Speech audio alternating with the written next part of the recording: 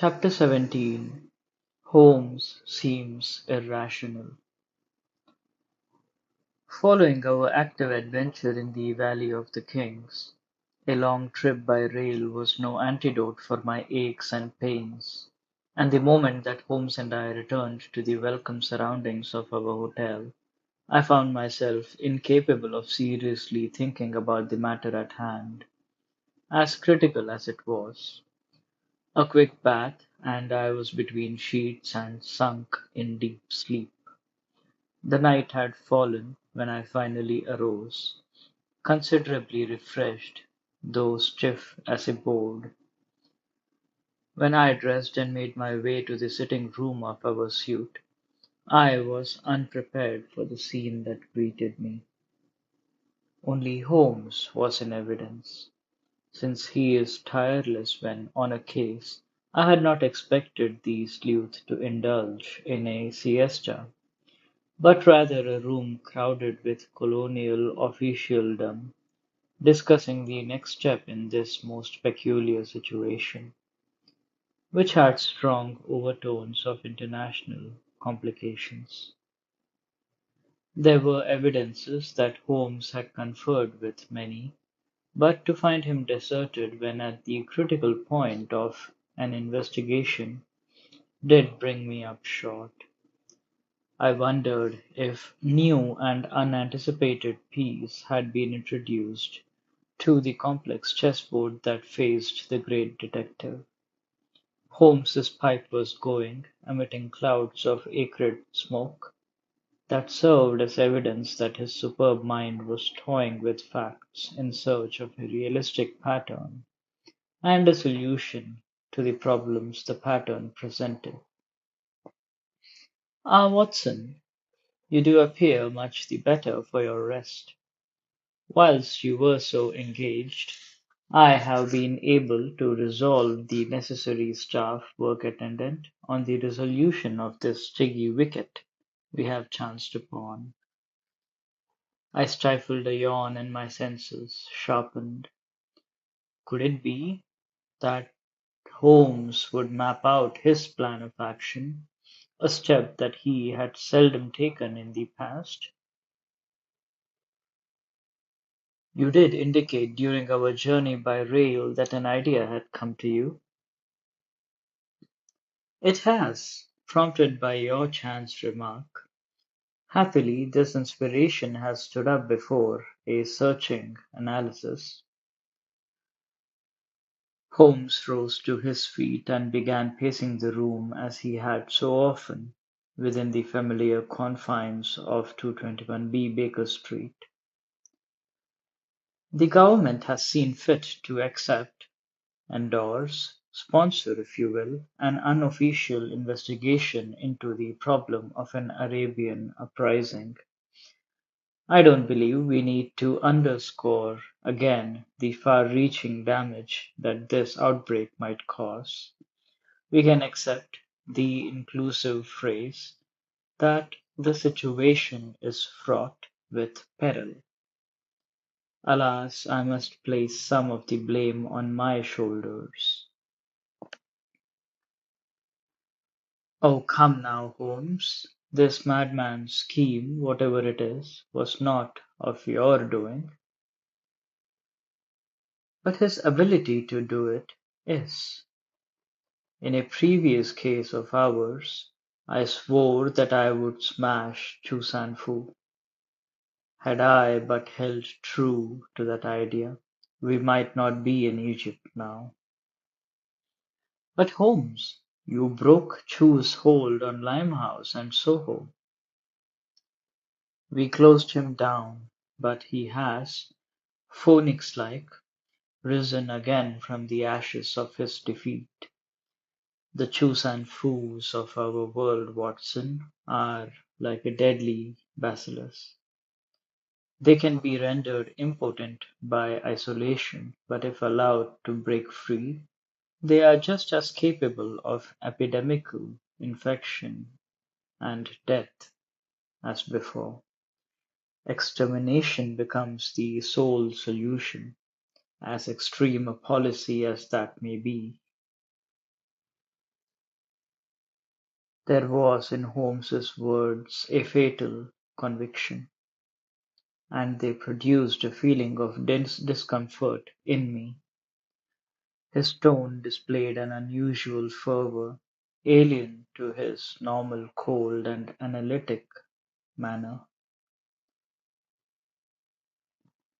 "I have little reason to plead Chu's cause." "Nor I," said Holmes before I could elaborate on my thought. "The snake's fangs have to be removed. As I stated but a moment ago, this affair bears the name of an unofficial investigation, and after some thought I have decided to adhere to the title. We shall do what needs to be done, our way, my good chap. Can I interest you in dinner prior to our departure for the native quarter of this strange city?" "Of course." I was dumbfounded. "Holmes, you jest. Chu San-fu in his intellectual dotage may have fallen prey to a Caesar complex, but he is not stupid." "True, Watson. You are too old a hand to make the error of underestimating an opponent, and so am I." "You reinforce my thoughts," I cried. "You are a marked man. The Chinaman knows that only you have the imagination and the ability to anticipate his moves and divert them, I would think. Nay, I know that right now his first thought is to stop Sherlock Holmes." "Let us hope so, old chap. Dinner?" From experience I knew that I had to bite back my remonstrances. Holmes had allowed the orchestra of his voice to play the overture, but I was going to have to wait for the first act of the opera of his composition. What we had for dinner I cannot tell you. I was so consumed with worry that I ate without noticing the fare, certainly not according to my fashion. But one must admit that I had cause for concern. Holmes's tone when he discussed Chu San Fu and his second coming, as it were, had an ominous quality. That he would risk himself to stop the master criminal from instigating an uprising, I was sure. Therefore it behooved me to stick to him like the proverbial plaster, and to provide whatever assistance my trusty Webley and I could. Holmes was not impetuous or rash. He seldom made a move that was not well considered in advance. But I could not anticipate what scheme he had in mind to bring the Oriental to heel. For all sorry, for all I knew, his meticulous mind had evolved a foolproof plan, but I could scarcely picture one that would not involve personal risk. And I promised myself that the danger would involve the both of us. As for myself, the world would hardly recoil in horror if mischance befell one John H. Watson, M.D. The picture of Her Royal Majesty being overcome with shock and grief did not come to my mind, nor did tremors spreading through the empire. But all these things I could envision should Holmes fall before a miscarriage of chance, and I vowed that if the bullet engraved with his name was fired, and I was able to step between it and my friend, I would do so gladly. Because of him I had lived a richer life to this moment than most are blessed with in their final hour. Surely I could say farewell to my existence with the heartening thought that it had all been worth while. Indeed, had I the ability to relive it, I would have it no other way than what chance, fate, or a divine blueprint had plotted for me. Such thoughts, though grim in nature, did produce a heartening effect, and lent starch to my manner and rigidity to my backbone. When Holmes and I strolled out on the veranda of the hotel, savoring our after-dinner cigars, I was a bit light-headed and imbued with an air of fatalism and a spirit of being ready come what may. My current of energy was somewhat short-circuited when I realized that I had felt much the same way on that well-remembered night when we waited in darkness and silence in Auberstine's house at 13 Caulfield Gardens to spring the trap on Colonel Valentine Walter. What was it Holmes had said prior to the conclusion of that case? Certainly of vast importance to the Empire? Oh, yes, martyrs on the altar of our country. Suddenly I felt quite deflated as I recalled that on the evening in question Holmes had been wrong. Colonel Walter had not been the bird he planned to snare. Good heavens, suppose my friend had made a miscalculation regarding this manner. I say, old chap, you were standing rather like this when you saw the lawyer, Luchan, hastening down Sharia Kamel, were you not? Quite, Holmes, I responded. In the direction of the Esbekia Gardens, I believe you said? Right. Do you suppose that he set himself up like a stalking horse to draw me into the net? Doubtful, replied Holmes. Rather fancy that he found you dogging his footsteps, and decided to gather you in as a hostage. But your quick thinking regarding that matter turned the tables, did it not? Come now, Holmes, that decision was forced on me. Would never have had the chance but for that flower pot or whatever it was that struck down the Manchurian who grabbed me. I've given that a bit of thought, Watson. You do seem to operate under a lucky star, for which I'm grateful. Let us try and retrace your steps when you were shadowing the lawyer. Possibly the area of his hiding place may be revealing. Luchan is well on his way to Macau by now, I said, and then realized this was an inane remark.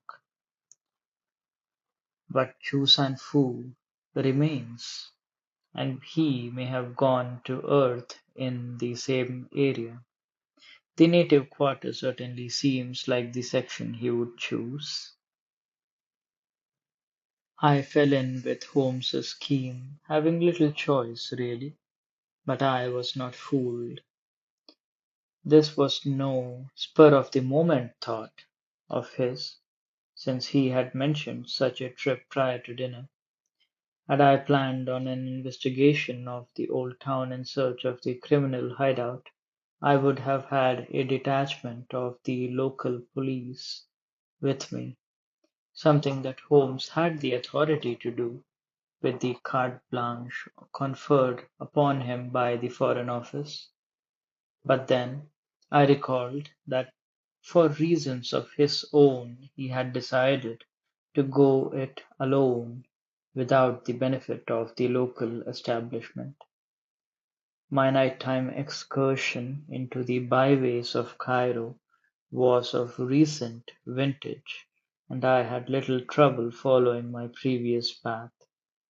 Again, in a remarkably short time the lights and sounds of the small European quarter were behind us, and we were into the ancient city, much of it as it had been when it was called Babylon in Egypt, and just as crowded, huddled, and secret. as when first directed by Chaldean workmen.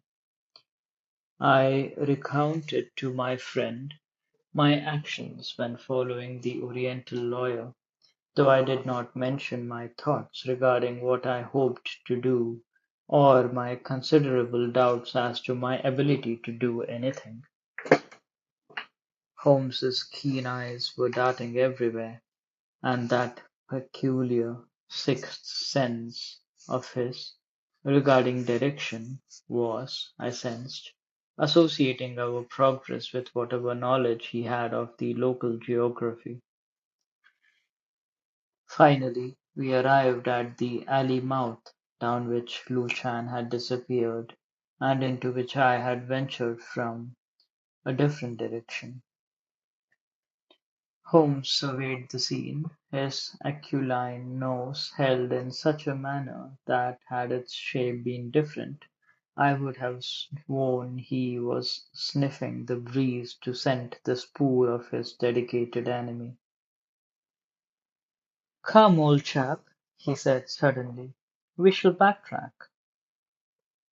The next street over, if I read the signs right, would eventually lead us to the vicinity of the Mosque of Al-Ashar, which is our one clue in this muddled mess.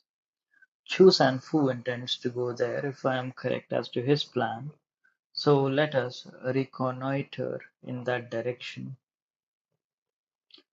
We reversed ourselves and went back another block before making a right-angle turn on a fairly sizable side street. The squat and squalid dwellings were reproductions of each other for a block, and then for half of another. Then Holmes drew me to a stop in the shadow of a one-story building, indicating the other side of the street. "Really, the only edifice of any size that we have seen for some time, Watson." It was that. Contrary to its neighbors, it was set back from the street and rose 4 stories. The ground floor was not visible, being shielded by an imposing wall, the top of which was armed with shards of glass set in cement. There was no gleam of light from its windows, and the whole structure had an abandoned and dilapidated appearance. Surely not a residence, Holmes, in this or former times? I suspect it served, during part of its history, as what our American cousins would call it, a "pokey." Are those not bars on some of the upper windows? There was moonlight to aid our investigation, but I could not make out the ironwork that Holmes referred to. Small wonder, since his night vision was the keenest, whilst mine did not exist. The aged edifice had certainly caught Holmes's attention, and after a half-minute or so, during which he subjected it to the closest scrutiny, he motioned me, and we continued our way down the dingy street, but paused again after a dozen or so steps. "Hmm, this is opportune, Watson. An alleyway running on the far side of the establishment. That will provide us with the opportunity of viewing it from another angle." I was about to remonstrate, but instead was forced to follow my friend's long strides, which took him to the end of the block, where we crossed the street and came back upon the place that so intrigued him. Again Holmes took refuge in the shadows of a doorway close by the alleyway. "See here," I said, puffing a little, for our pace had been swift. "Doesn't this strike you a bit too easy? Not a soul about, not even the howl of a mongrel to disturb the silence." No mystery there, Watson, for the native population are long abed. But we haven't the foggiest about what may be within this former jail or whatever it was. Perhaps nothing at all, but we are duty bound to find out, are we not? Guiding me with his hand, for the alleyway was dark, Holmes directed our footsteps within it.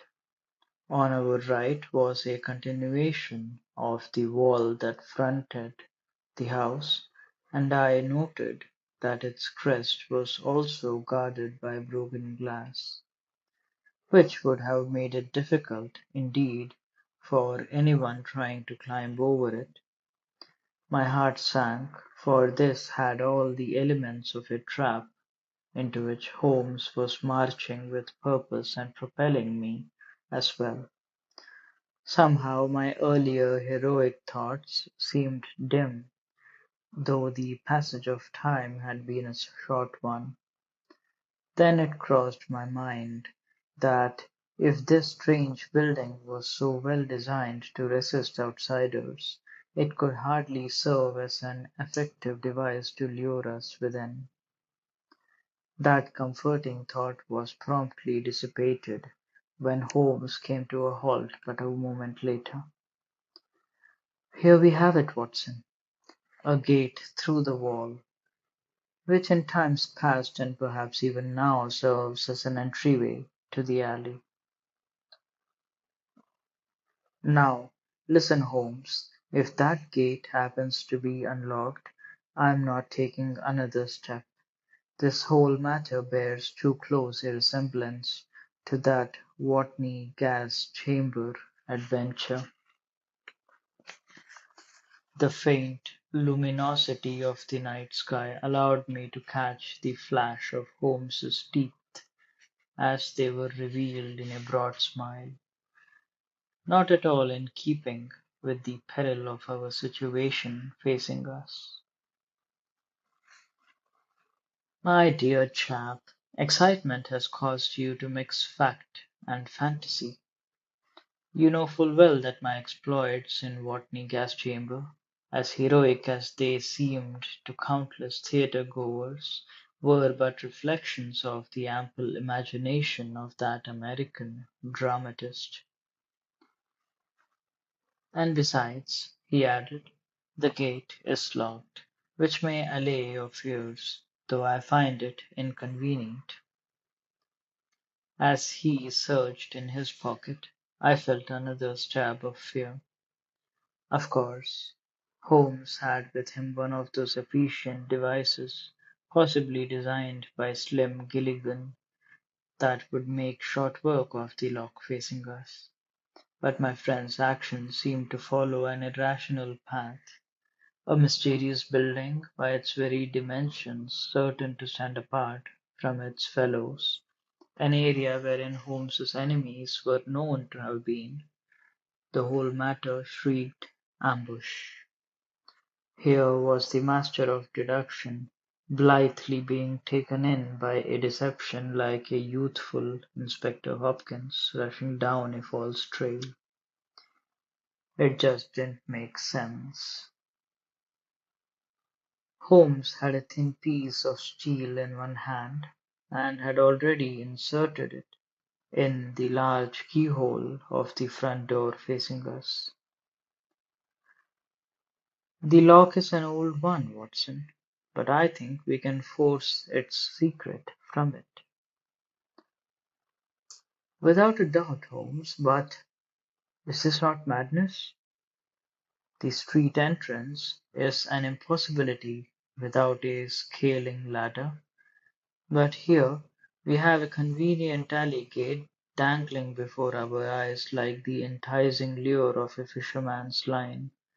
Does it not strike you we are about to be reeled in?" "Come now, we must not over-dramatize. Ah, I think I have it." There was a long, regretful sounding click, and Holmes withdrew his picklock and tested the handle of the door, which turned, and I heard the creak of hinges. Then another sound intruded itself upon my ears. Footsteps at the far end of the alley. I moved closer to Holmes in the protective shadow of the wall, and my anxious eyes searched the dim passage ahead of us. There were two ominous silhouettes in the distance, and the distance was not as far as I would have wished it to be. Good heavens, Holmes, it is those two giant Manchurians! The sleuth's thin face was cocked to one side. He had already spotted the shapes that were closing in on us and was registering on something else. There was the sound of stealthy footfalls behind us as well. Holmes, we've been lured here, and now, like game beaters, they are flushing us into the trap. Well, Watson, we have no alternative at this moment. He had the gate open in a trice, and we flitted through it with the highest of desperation.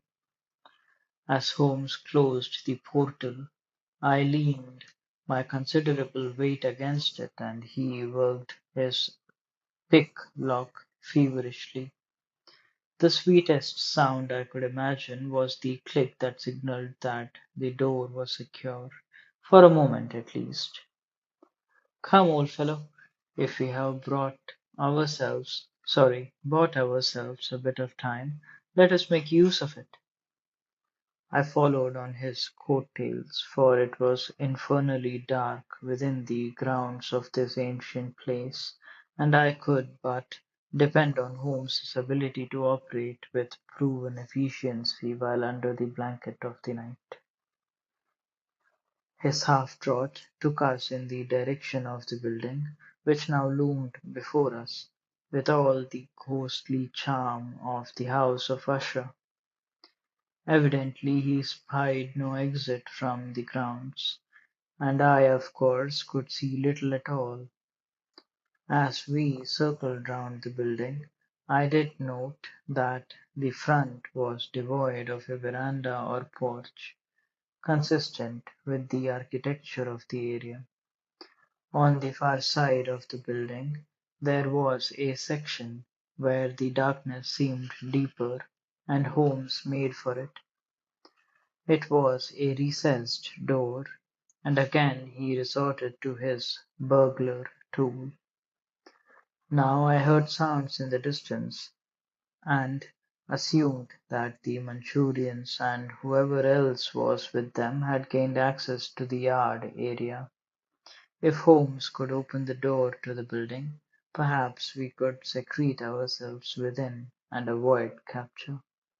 This time there was no telltale sound of tumblers, but of a sudden the door came ajar, and I thanked fate for the time Holmes had spent studying the technique of various robbers, many of whom he had brought to justice. We slipped into the completely black interior of this deserted pile that had led to our undoing. But the last card was not played, and Holmes and I had been in a few other fixes that were just as desperate.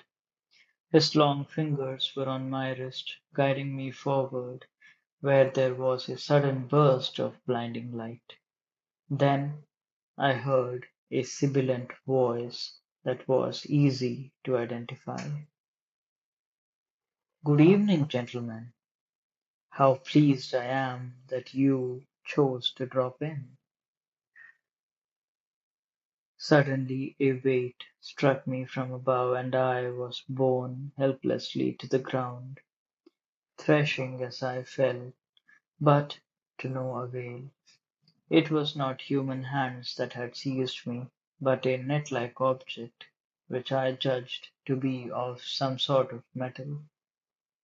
Its weight alone kept me pinned to the ground, and the shock of its impact certainly dulled my senses, but not so much that I was unable to screw my head round, and through the blaze of lights I saw the wizened and yellow face of Ch17 standing above me. In his hand was a glass container that he emptied with a smile that was more contemptuous than humorous.